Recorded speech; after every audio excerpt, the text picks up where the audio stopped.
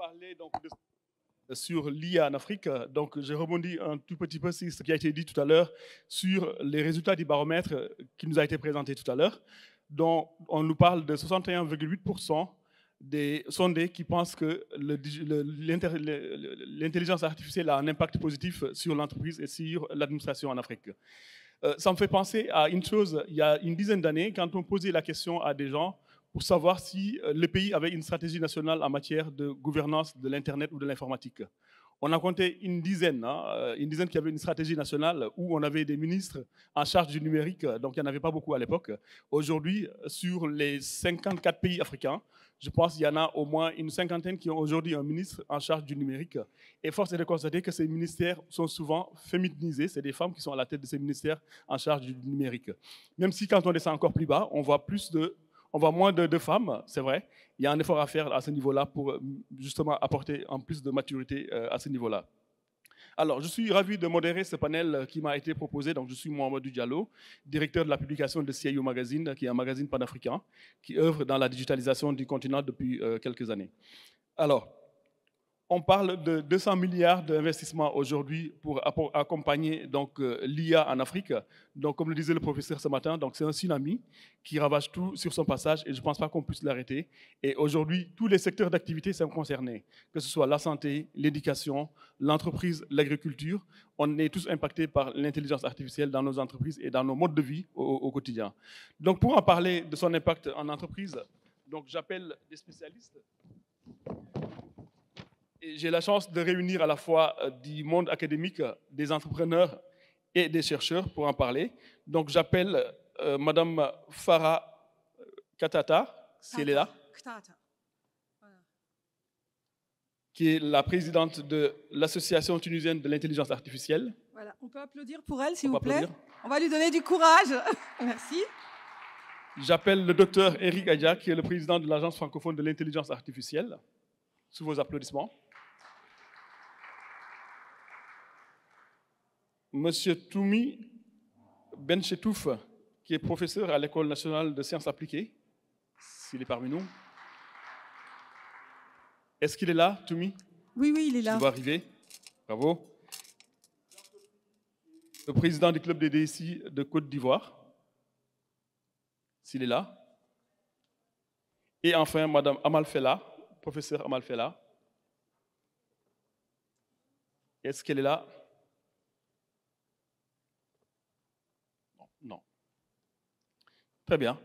Nous avons un très bon panel qui réunit à la fois un DSI, qui réunit des chercheurs en entreprise ou à l'université plutôt, et des professionnels qui ont déjà mis en place des maisons de l'intelligence artificielle, puisque de plus en plus on en voit la création des maisons de l'intelligence artificielle dans nos pays. Donc c'est quelque chose qui va impacter fortement l'utilisation et la formation et les cas d'usage, puisque quand on parle aujourd'hui de l'intelligence artificielle, on a besoin de cas d'usage, notamment dans les entreprises. Je commencerai par poser la question à Jean-Claude Sigui, donc peut-être qui a répondu au sondage que nous avons eu tout à l'heure. Avant de faire un tour de table, peut-être un petit tour de table pour vous permettre de vous présenter chacun, pour donner un peu le départ. Donc on commence par Madame. Je vous laisse la parole pour vous présenter. Vous avez un micro sur la table normalement qui était activé. Un mot de présentation pour nous dire qui vous êtes. Bonjour. Merci beaucoup. Bonjour. Alors, pour faire court, je suis Farah Berika Qtata. Je suis maître assistante universitaire, la présidente de l'Association tunisienne pour l'intelligence artificielle, l'ATIA. Je suis la vice-directrice et la directrice des études de l'ISAT de Sousse. Je suis très heureuse d'être là et je remercie les membres organisateurs de m'avoir invitée. Très bien. Eric Gadja. Merci Mohamedou de m'avoir invité à toute l'équipe d'organisation. Je suis Eric Adja, je préside depuis 4 ans maintenant l'Agence francophone de l'intelligence artificielle, après avoir été directeur du numérique à l'Organisation internationale de la francophonie, l'OIF, et aussi j'ai des fonctions d'enseignant-chercheur à l'université d'Abomey-Calavi au Bénin. Merci. Bonjour, je suis donc Toumi Bouchentouf, je suis enseignant-chercheur dans une école d'ingénieurs au Maroc, à l'université Mohamed Ier d'Oujda.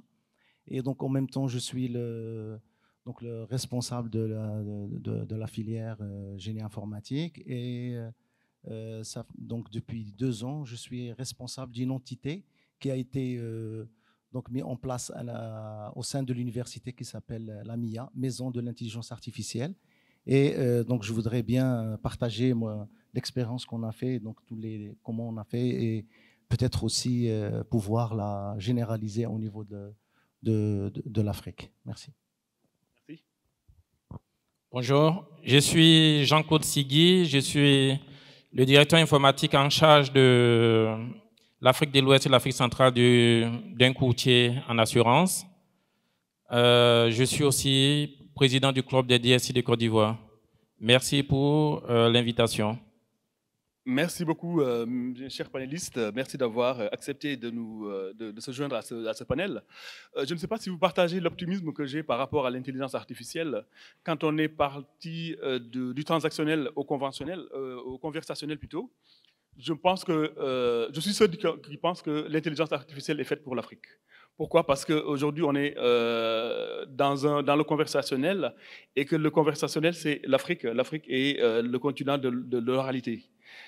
Si on voit que tous ces programmes informatiques sont développés dans des langues étrangères, que ce soit en anglais, en espagnol ou dans les langues conventionnelles qu'on a aujourd'hui, et aujourd'hui, avec le ChatGPT, avec les nouvelles sciences de la donnée, on peut demain programmer dans les langues locales. Est-ce qu'aujourd'hui, c'est une chance pour l'Afrique de dire que l'IA est faite pour l'Afrique? Est-ce que vous partagez cet optimisme-là pour démarrer ce débat? Merci. Alors oui, pour ma part, enfin, d'après ce que je suis en train de lire, il y a je ne vais pas dire quelques années, mais les derniers quelques mois, l'Afrique est pionnière dans ce domaine.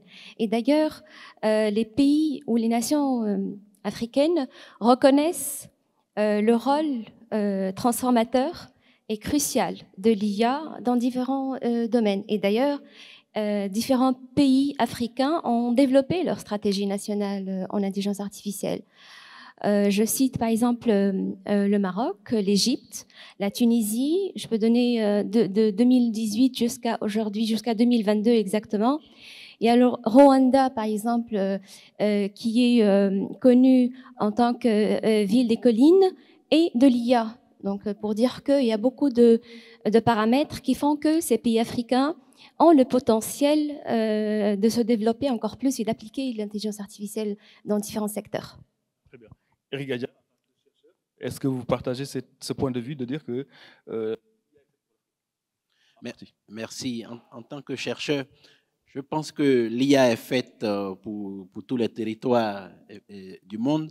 Et c'est vrai qu'en particulier l'Afrique, vous parliez de la culture de l'oralité, vous parlez des opportunités, mais l'IA peut être, comme ça a été vu tout à l'heure, pour le meilleur comme pour le pire. Pour le meilleur parce qu'effectivement, comme tout à l'heure vous venez de le dire, il y a des stratégies nationales qui se mettent en place, mais pour le pire parce qu'en réalité, tant qu'il n'y a pas une réelle formation, tant qu'on ne forme pas massivement, tant qu'il n'y a pas une culture des données, l'IA risque d'être juste un effet de mode. Donc on peut équilibrer cet enthousiasme en parlant de la réalité aujourd'hui. Quelle est la réalité de l'IA dans beaucoup de pays? C'est que nous sommes dans un forum des DSI. Dans les entreprises, aujourd'hui, il y a un vrai problème de culture des données. Pour le pays que je connais le mieux, qui est le Bénin, beaucoup de chefs d'entreprise ne savent pas réellement stocker les données, ont des problèmes d'acculturation par rapport à l'IA. Donc, quand on est dans cette réalité, on peut voir l'IA comme quelque chose peut-être d'extérieur à l'entreprise, mais il faut une réelle formation, une réelle transformation numérique, une appropriation des enjeux de l'IA, parce que sans données, il n'y a pas d'IA. Sans algorithmes, il n'y a pas d'IA. Et aujourd'hui, combien d'entreprises ont des data scientists? Voilà les questions qu'on peut se poser dans un forum des DSI pour voir est-ce que l'IA est vraiment faite pour l'Afrique. On peut dire oui et non. Oui, si on prend les mesures qu'il faut dans les entreprises, dans les gouvernements. Non, si vraiment on ne fait rien, ça serait juste un effet de mode.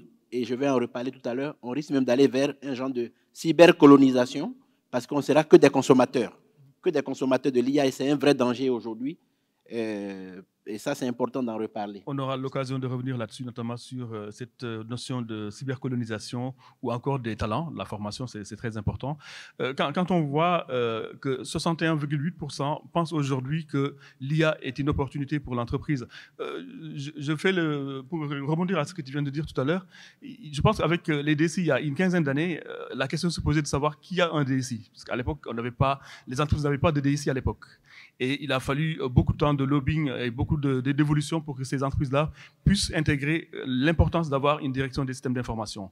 Aujourd'hui, on en est là, donc c'est au balbutiement. Donc on parle de CDO, donc le Chief Digital Officer, qui est un nouveau métier qui va arriver avec des data scientists. Et je pense qu'avec l'évolution, on aura cette généralisation de cette fonction de CDO dans les différentes administrations, dans les différentes entreprises, pour justement porter cette digitalisation ou cette portée de l'IA dans les entreprises. Professeur Toumi, qu'est-ce que vous pensez de cela? Est-ce que l'IA est faite pour l'Afrique? Moi, je dirais que c'est pas que l'IA est fait pour l'Afrique. Je pense tout à l'heure le professeur l'a très bien expliqué. En fait, c'est une obligation. On doit, parce que si on ne fait rien, on va subir, on va être, comme l'a dit mon collègue, donc des consommateurs.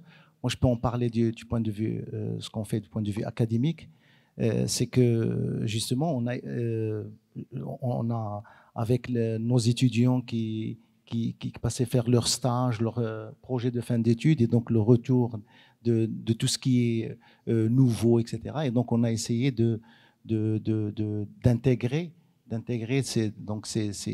on va dire comme des modules comme machine learning, intelligence artificielle, etc. Et donc ça d'une part, et d'autre part aussi dans la recherche, donc de former des docteurs pour qu'ils puissent aussi enseigner et collaborer. Et un troisième volet, d'ailleurs que j'ai moi-même par exemple commencé à faire des coopérations avec certaines startups pour qu'ils puissent par exemple avec leurs salariés et en même temps préparer leurs thèses sur des thématiques porteurs au niveau de l'intelligence artificielle, par exemple. Et donc, du coup, je pense que c'est pas que l'IA est fait pour l'Afrique, c'est qu'on est obligé, on doit, donc les conférenciers avant moi, ils ont parlé de ce qu'il faudrait faire, mais je pense qu'il faudrait faire un effort à tous les niveaux, au niveau gouvernement, au niveau politique générale, comme on l'appelle, donc la stratégie, au niveau universitaire, etc. Donc, très bien. Merci beaucoup, M. Toumi, pour cet éclairage. Jean-Claude Sigui, tu es le seul représentant des DSI autour de cette table. Qu'est-ce que ça t'interpelle qu'on ait aujourd'hui 61,8% qui pensent que l'IA a un impact positif pour les entreprises en tant que représentant de club des DSI? Qu'est-ce que ça t'inspire? Ce que je voudrais dire, c'est que l'intelligence artificielle maîtrisée est un véritable levier de transformation pour nos différentes entreprises, dans le traitement des données, dans la sécurité et dans nos process standards, surtout au niveau du parcours client. Donc, c'est réellement une opportunité si c'est maîtrisé à la fois au niveau de la technologie et au niveau réglementaire. On a dit que souvent tout à l'heure, c'est les banquiers et les assurances qui sont souvent à l'avant-garde de tout ce qui est usage en matière d'intelligence artificielle et plus globalement de l'informatique. En tant que courtier dans l'assurance, comment vous le vivez aujourd'hui, l'arrivée de l'intelligence artificielle dans le parcours client? Au niveau de l'assurance, nous utilisons l'intelligence artificielle surtout pour les assistants virtuels. Nous recevons en moyenne des milliers de communications par jour sur certains risques, sur des informations, sur certains produits. Et traiter ces informations-là devient réellement très lourd pour les assistants humains que nous avons. Mais avec l'assistant virtuel qui arrive à, en un temps record, traiter plus de 1000 communications et donner des réponses fiables, ça nous apporte beaucoup de choses.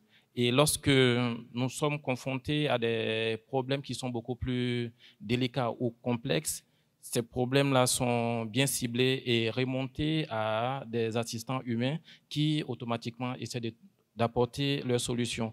Et là, c'est réellement effectif dans notre secteur. Au niveau de la banque, au niveau de l'assurance, c'est effectif et ça nous aide beaucoup. Très bien. Merci beaucoup. Dans le domaine de la recherche, donc je reviens à vous, Madame Farah, où beaucoup de choses se font aujourd'hui en matière de recherche pour accompagner justement ce mouvement, notamment en Tunisie et dans les autres pays. Est-ce qu'il y a une corrélation entre vos travaux de recherche et ce qui se fait en entreprise? Est-ce qu'il y a une coopération qui a été mise en place pour justement accompagner ce mouvement de développement dans l'intelligence artificielle? Merci pour la question. Alors, je ne veux pas et je ne vais pas être pessimiste en vous disant que on est un peu loin du fait de vouloir minimiser le gap qu'il y a entre la recherche fondamentale ou même appliquée et ce qui se passe au niveau entreprise ou le côté industriel. Mais je vais mettre le focus sur l'expérience tunisienne. Maintenant, tout à l'heure, j'avais pris la parole pour le côté africain. Maintenant, pour la Tunisie, et je parlerai principalement de la stratégie nationale lancée en Tunisie en intelligence artificielle, qui se base en fait sur 3 piliers. Je vais vous dire pourquoi. Enfin, je réponds à votre question par ça, parce que parmi ces 3 piliers, c'est justement la recherche et l'innovation. Qu'elle soit la recherche scientifique appliquée ou fondamentale. À travers quoi? À travers le fait de favoriser ou de soutenir la création de laboratoires et de faciliter le lancement de ces recherches et aussi d'encourager ou de soutenir les collaborations diverses, que ce soit entre laboratoires de recherche ou entreprises, centres aussi, technopoles, et le fait de lancer des projets pour que ça se fasse, pour que ce qui se fait dans les laboratoires de recherche soit une réponse aux besoins des entreprises et le monde industriel. Alors, l'autre pilier, c'est la formation. C'est le fait de développer des compétences en IA. Il suffit pas de dire qu'on a besoin de l'intelligence artificielle. Ce n'est plus à prouver ceci. Le fait de dire que l'intelligence artificielle a un réel potentiel dans divers secteurs, ce n'est plus à prouver. Par contre, il faut absolument développer les compétences. Et à travers quoi? À travers le fait d'offrir des formations de pointe à différents niveaux, que ce soit pour les étudiants, pour les professionnels et tout. Et le troisième, justement, c'est le fait d'encourager à intégrer l'IA dans divers secteurs. Et je m'adosse encore une fois sur l'expérience de mon pays, la Tunisie.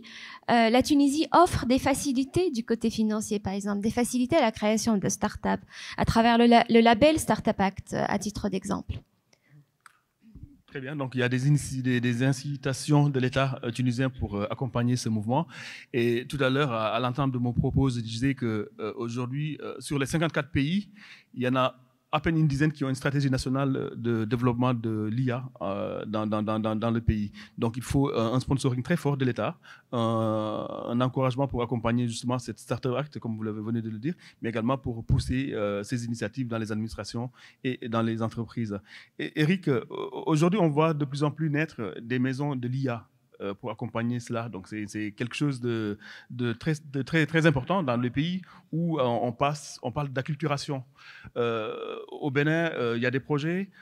À Oujda, je pense c'est là où il y a eu les premières expériences qui ont été mises en place de la maison de l'IA. Au Bénin, qu'est-ce que vous voulez mettre dans ces maisons de l'entreprise, dans ces maisons de l'IA? Alors, d'abord, il faudrait saluer les efforts du gouvernement du Bénin pour mettre en place une stratégie nationale de l'IA. Le Bénin en fait partie. Le Bénin fait partie des premiers pays africains à le faire. La stratégie a été adoptée en janvier de cette année. Donc, c'est assez récent, mais c'est assez intéressant à souligner. Et cette stratégie repose aussi sur 2 ou 3 piliers, un peu comme Madame aussi en a parlé pour le cas de la Tunisie. La formation est importante, le rôle du secteur privé, et surtout, ce qui est important, la création de datasets. Il faut créer des datasets, il faut créer des cas d'usage pour que l'IA ne soit pas que de la théorie, mais quelque chose de concret, de pratique, qui se concrétise dans les besoins de la population en termes d'agriculture, en termes de santé, en termes justement de transformation agricole.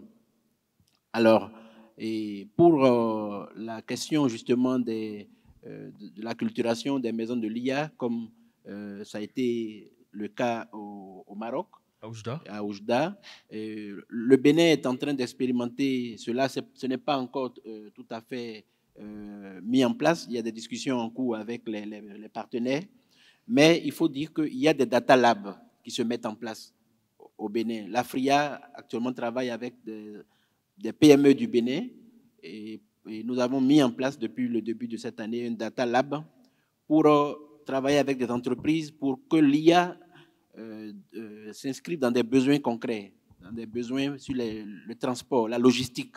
Comment on fait des algorithmes pour accompagner les transporteurs de coton dans leur parcours du sud vers le nord. Donc, ce qui est intéressant, c'est que l'IA est en train de rentrer dans des besoins concrets des PME, des entreprises, et aussi un aspect que nous faisons actuellement au Bénin, même si l'Afria travaille sur plusieurs pays francophones, bien entendu, avec le siège à Genève, mais le Bénin est en fait le siège Afrique de l'Ouest. C'est pourquoi nous travaillons beaucoup avec ce pays.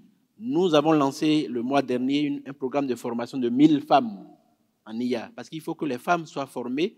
Pourquoi? Parce que l'IA, c'est aussi des métiers scientifiques, des métiers de numérique, et souvent, on a tendance à, disons, les femmes n'ont pas tendance à y aller automatiquement si on ne les accompagne pas. Donc, c'est un besoin aussi important qu'on est en train de rencontrer, pas qu'au Bénin, mais dans la sous-région, pour former beaucoup de femmes dans l'IA, afin d'éviter les biais, justement, liés la fracture liée au comment on appelle, les biais de genre.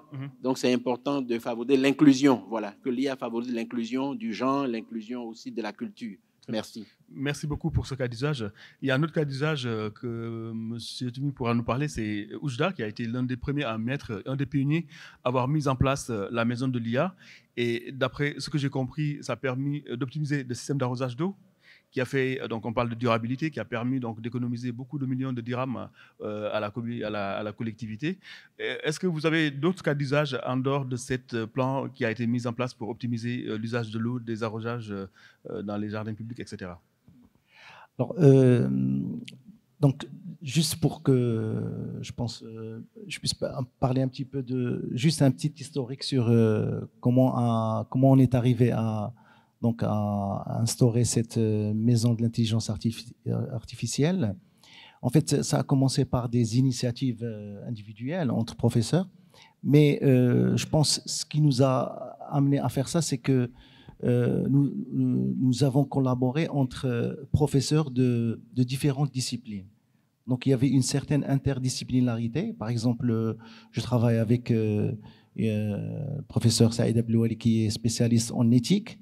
Et donc, puisqu'elle est spécialiste en éthique, donc on a travaillé ensemble. D'ailleurs, je co-encadre avec elle une thèse sur l'éthique de l'IA au Maroc. D'accord ? Nous avons aussi un médecin avec nous qui est donc le responsable de service néonatologie donc au CHU. Et donc, on travaille avec elle. Justement, donc c'est aussi une thèse pour que justement pour aide au diagnostic des nouveau-nés qui tombent malades et tout ça. Et donc voilà, voilà d'autres usages comme on l'a fait pour aussi la gestion pour l'économie de l'eau. Ça, on l'a travaillé avec un professeur spécialisé en géologie, etc. Et donc puisque mon collègue a parlé des datasets. Et justement, le problème des datasets, c'est qu'un informaticien ou un data scientist, il ne peut pas les faire tout seul. Il faudrait qu'il fasse ça avec les spécialistes dans le domaine. Par exemple, là, avec le médecin, donc, en fait, on voudrait faire justement un dataset biomédical et en plus spécialisé dans la néonatologie. Donc là, on ne peut pas le faire tout seul. Donc il faudrait qu'il y ait un médecin pour qu'on puisse... Et je pense que cette interdisciplinarité, je pense que c'est ça qui a fait aussi notre succès. Donc ça d'une part. Deuxième volet, c'est surtout, donc il en a parlé de l'acculturation. Et donc cette acculturation, Justement, c'est cette acculturation qui nous a ramené cette médecin à travailler avec nous. Donc, c'est le fait de simplifier de ce que c'est que l'IA, surtout de rassurer. Parce que je pense que tout à l'heure, le professeur a parlé des dangers, etc.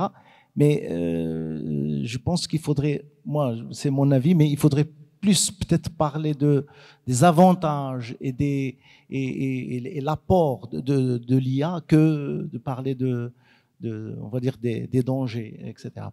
Des menaces. On va rester sur l'impact positif de l'IA, notamment dans l'entreprise. Donc, question à Claude Sigui, qui est le représentant des DSI, qui nous fait l'honneur d'être là. Donc, vous avez parlé tout à l'heure des assistants virtuels et des chatbots que vous avez mis en place dans le domaine de l'assurance, et également plus globalement dans le domaine bancaire, pour apporter des réponses. Et en dehors de ces deux usages que vous avez, notamment, et qui sont aujourd'hui confirmés dans le domaine bancaire et dans le domaine de l'assurance, quels sont les autres cas d'usage que vous entrevoyez à long terme ou à court terme pour justement accompagner ce développement de l'intelligence artificielle dans les entreprises? OK. Au-delà, avant de répondre à votre question, déjà, comme ils ont fait, je représente à la fois les DSI, mais aussi la Côte d'Ivoire. Il y a des expériences aussi en Côte d'Ivoire pour essayer de vulgariser ce que c'est que l'intelligence artificielle. Et donc, il y a un plan stratégique national de développement de l'intelligence artificielle. Et il y a des programmes au niveau des écoles, comme à l'université, vous parliez de maisons de l'intelligence artificielle, mais chez nous, nous avons des centres de l'intelligence artificielle. Et il y a des initiatives qui ont été menées par différentes universités, telles que l'ESATIC, l'Université virtuelle des Côte d'Ivoire, qui a décidé de mettre en place une université de la robotique et de l'intelligence artificielle. Ainsi, avec un partenaire qui a un visage africain, chaque semaine, nous avons des séances de travail à distance sur toutes les solutions qu'on peut mettre en place au niveau de l'intelligence artificielle. Au-delà de ça, parlant des solutions qui ont été mises en place, nous, étant courtiers, nous avons aussi mis en place avec certaines cliniques des solutions pour améliorer, pour réduire le temps des analyses et des traitements au niveau du laboratoire qui peuvent passer maintenant à 5 minutes avec, comment on appelle ça, des taux d'erreur de 0,001%. Et là, ça permet aux usagers d'être rapidement servis et d'être rapidement pris en charge. Ça, c'est au niveau de l'assurance santé. Très bien. Et au niveau de l'agriculture aussi, dans certains secteurs aussi, il y a des solutions qui ont été mises en place. Très bien. Merci. Merci pour ces cas d'usage. Donc, pour un dernier point, avant de passer la parole à la salle, peut-être pour nous éviter de rentrer dans cette considération de colonie numérique, comme l'évoquait tout à l'heure Eric Adja, il y a l'adage qui parlait d'un triptyque qui disait que l'Amérique innove, la Chine copie et l'Europe réglemente. Et l'Afrique consomme. Hein. Donc, je rajoute ça pour dire que l'Afrique consomme. Donc, pour nous éviter cette colonisation numérique, Eric Adja, tu en as parlé tout à l'heure, qu'est-ce qu'il faut faire aujourd'hui? Je pense à 3 choses. La première, c'est vraiment d'approprier l'IA déjà au niveau des gouvernements, parce qu'il y a un enjeu de politique publique. L'IA doit devenir une priorité des dirigeants. Nous avons vu dans la présentation du professeur que le secrétaire général des Nations Unies en parlait. Donc, il faudrait, et le président tunisien en a parlé aussi, il faudrait que les chefs d'État, les gouvernements, se rendre compte de ce phénomène, de ce raz-de-marée, de ce tsunami, et en fasse une des priorités des urgences nationales afin de ne pas faire la politique de l'autruche pour vraiment avoir des politiques nationales, mais des investissements massifs pour former massivement les hommes et les femmes, les jeunes, mais surtout aussi financer les entreprises pour créer des cas d'usage, pour créer des projets, des algorithmes, pour que l'IA ne soit pas un effet de mode, mais que ce soit une priorité stratégique nationale dans nos pays.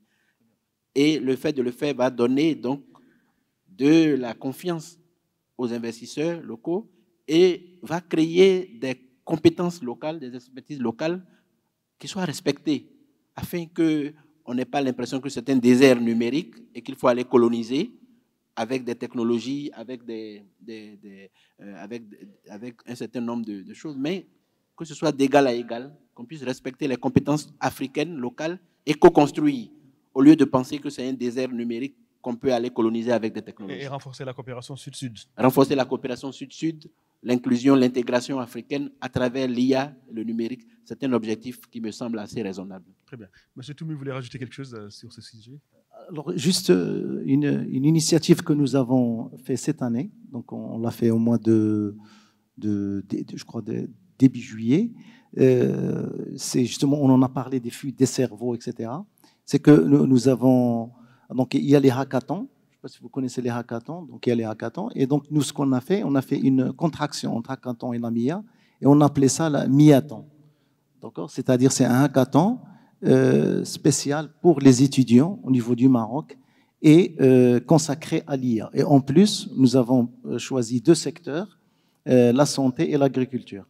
Et donc, avec des prix donc, pour encourager justement, donc on a eu presque 250 étudiants qui, pendant 36 heures, ont travaillé sur des prototypes. Et donc, ils ont présenté devant un jury. Après, ils ont eu des prix. Et en même temps, on leur propose d'être accompagnés pour s'ils veulent créer leur propre entreprise, donc leur start-up, etc. Donc je pense que ça, c'est parmi aussi les initiatives qu'il faudrait faire au niveau aussi des étudiants pour qu'ils puissent rester dans leur pays d'origine. Très bien. Merci beaucoup pour cette initiative. Vous voulez rajouter quelque chose, Mme Farah? Merci. Merci. Je voudrais rajouter sur ce que vient de dire Eric. En fait, le cadre financier, ça c'est certain, le gouvernement devrait être conscient de ça et tout ça, mais je rajouterais le cadre réglementaire et éthique. Et sur ça, il faut s'attabler, hein, il faut se réunir, il faut que beaucoup d'acteurs de l'écosystème se réunissent et discutent, parce que le cadre réglementaire en Tunisie n'est pas forcément le même qu'au Maroc, qu'au Bénin et autres. Et donc, on doit spécifier ce dont on a besoin. À titre d'exemple, je citerai l'IA générative. Maintenant, on ne peut pas s'en passer de l'IA générative dans n'importe quel secteur, mais la question qui se pose, si j'utilise une application de l'IA générative, jusqu'où je peux ne pas le déclarer, jusqu'où je peux dire que je ne suis pas dans l'offensive d'un droit d'auteur ou autre, et comment je dois me déclarer, parce que ça reste dans le flou jusqu'à aujourd'hui, et ça reste à faire et à corriger. Très bien. Merci beaucoup pour ces précisions. Donc, je me retourne sur la salle. Est-ce qu'il y a 2-3 questions dans la salle pour compléter ce qui a été dit? Je vois une question. Voilà. Une question là. Très bien, merci beaucoup. Il y a une question par là. Si on peut lui passer le micro, s'il vous plaît. Voilà, au milieu. Pouvez vous lever, comme ça on vous voit.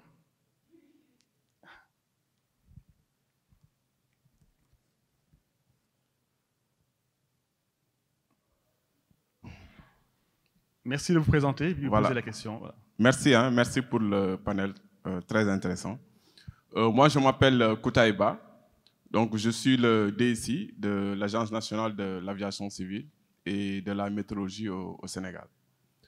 Donc, l'ANACIM, son rôle, c'est la réglementation et la supervision de l'aviation civile, mais aussi la collecte, la transmission, le traitement et la diffusion des informations météo.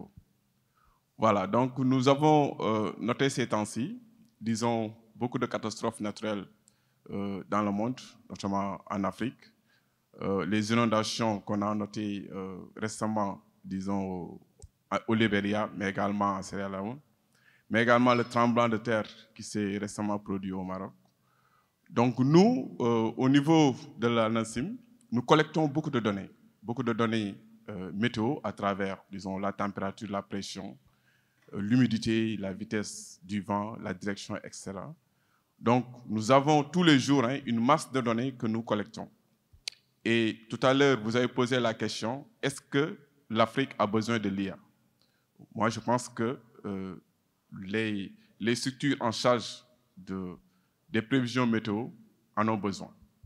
Mais je ne pense pas que présentement, il y en a beaucoup qui ont créé disons, des machines de nuit ou des systèmes par rapport à cela. Donc, je pose cette question parce que nous, au Sénégal, nous utilisons des modèles météo à travers, disons, des supercalculateurs pour prévoir la météo. Disons, quel est le temps, parce que pour aider les agriculteurs, quand est-ce qu'il faut semer, quelle est la précipitation que vous allez recevoir, et également aider, disons, les pêcheurs, quand est-ce qu'il faut aller en mer, par rapport à l'agitation, est-ce que la mer sera agitée ou pas. Je voulais demander, est-ce que présentement, disons, vous utilisez les méthodes de l'IA pour prévoir ces phénomènes au niveau, ces phénomènes météo? Voilà. Si oui, est-ce que vous pouvez partager vos expériences par rapport à ces prévisions? Sinon, quelles sont les étapes, disons, que vous préconisez pour pouvoir vraiment mettre des machine learning pour la prévision des informations météo? Merci. Très bien. Merci beaucoup pour cette question. Donc, une question très importante, vu l'importance. Je pense que cette semaine-là, s'est tenue à Dakar la conférence internationale sur ces questions-là spatiales, avec la mise en place de l'agence panafricaine du spatial cette semaine, normalement. Vous pouvez répondre à cette question? Et en Tunisie, récemment, enfin, il y a 2 semaines de ça, s'est tenue une conférence internationale en intelligence artificielle et les énergies renouvelables. Et il y avait des workshops et des ateliers où justement ça décrivait comment on peut exploiter ces données-là pour faire de la prévision avec un taux d'erreur vraiment minimal pour tout ce qui est prévision météorologique et autres, et même des prévisions pour ce genre de phénomènes, catastrophes naturelles et autres. Et il y a des avancées recherche appliquées qui sont énormes. Ce qui reste à faire, c'est d'accéder aux données en ce qui concerne notre pays, c'est d'accéder aux données et voire même est-ce que ces données-là sont vraiment numérisées? Est-ce qu'on est dans la digitalisation complète et entière de ces données-là pour pouvoir appliquer? Parce que les applications existent, les algorithmes existent et peuvent avoir vraiment des résultats performants, mais est-ce qu'on dispose des datasets nécessaires? C'est ça la question. Il a parlé de supercalculateurs pour justement stocker ces données et traiter ces données. Est-ce que ces données sont diffusées, sont partagées? Est-ce que c'est accessible à tout le monde? Donc là, c'est une autre question. Est-ce qu'il y a d'autres questions dans la salle? Son voisin. Il y en a une d'abord là, après vous, monsieur, la dernière question. Allez-y. Bonjour à tous. Moi, je ne vais pas poser une question, je vais plutôt apporter un témoignage autour des cas d'usage. Présentez-vous d'abord, s'il vous plaît. Moi, Zagrani Jaled, je suis membre du club DSI. Et je suis également le DSI de la Banque centrale de Tunisie. Donc, justement, dans le cadre de nos activités au niveau club DSI de Tunisie, on a fait Outside City, donc c'est un événement. On a organisé cet événement pour aller visiter en fait le pôle technologique d'une région, elle n'est pas à la capitale, donc une région juste au milieu, et on a été agréablement surpris. Bon, tous les membres du club ont été agréablement surpris par les cas d'usage qui ont été développés par des startups la plupart étaient autour de l'intelligence artificielle justement. Donc, ce que nous avons constaté, en fait, c'est l'effort du domaine public et surtout l'apport du domaine privé pour justement booster ces jeunes acteurs. Et on a vu que les cas d'usage ne manquent pas. Les prototypes que nous avons eu l'occasion de voir ne leur manque que juste un accompagnement et une mise en production, en industrialisation. Donc les cas d'usage, la matière grise et tout ça, autour de l'intelligence artificielle, je pense que pour le continent africain, et à juste titre pour notre pays, existe bel et bien. Très bien. Merci beaucoup pour cette contribution. Une réaction avant de passer la question au fond de la salle. Juste une petite remarque sur les datasets, parce que donc avant de venir donc en Tunisie, j'étais à un colloque justement sur l'utilisation d'une IA responsable, justement de tout ce que vous avez parlé. Et justement, une des recommandations que nous avons fait, c'est justement qu'il faudrait qu'il y ait de ce qu'on appelle les open data. C'est-à-dire que si on veut que, par exemple, des startups puissent utiliser l'IA. Et comme tout le monde a parlé que la data est très importante, il faudrait qu'il y ait des initiatives portées, je pense, par le public et le privé pour qu'il puisse y ait des data, mais open, c'est-à-dire pour les entreprises, pour les chercheurs, les etc. API. Non, les data. D'accord. Les data, c'est-à-dire par exemple, le monsieur il a parlé des stations de météo. Nous-mêmes, nous avons contacté le service météo, par exemple, dans notre région, pour nous donner les détails. Ils n'ont pas voulu. Ils n'ont pas voulu nous donner les données. Donc ça, c'est un problème. Rétention d'informations. Merci beaucoup.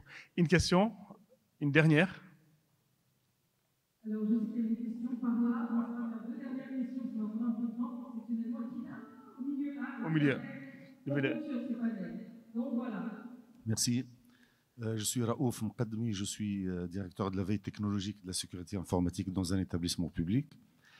Tout à l'heure, lorsqu'on a vu le baromètre, on a bien constaté que les intentions des DSI, elles étaient bonnes. C'est-à-dire plus que 60%, ils ont de bonnes intentions. Mais lorsqu'on passe à la question concrète, est-ce que réellement vous avez budgétisé de l'argent pour réaliser ceci? Là, les chiffres ont bien régressé. Et tout à l'heure, monsieur, il a parlé de quelques initiatives, par exemple des cas d'usage, etc. Et là, je pense qu'on ne peut pas gagner le gap par rapport à l'Europe si on va aller dans des cas d'usage, dans des essais d'ici et de là. Et ma proposition, ou bien je partage avec vous une proposition, est-ce qu'on peut aller dans l'obligation? Nous, par exemple, les DSI, on a l'habitude de réaliser des études de schéma directeur informatique triennal, généralement, avant c'était quinquennal.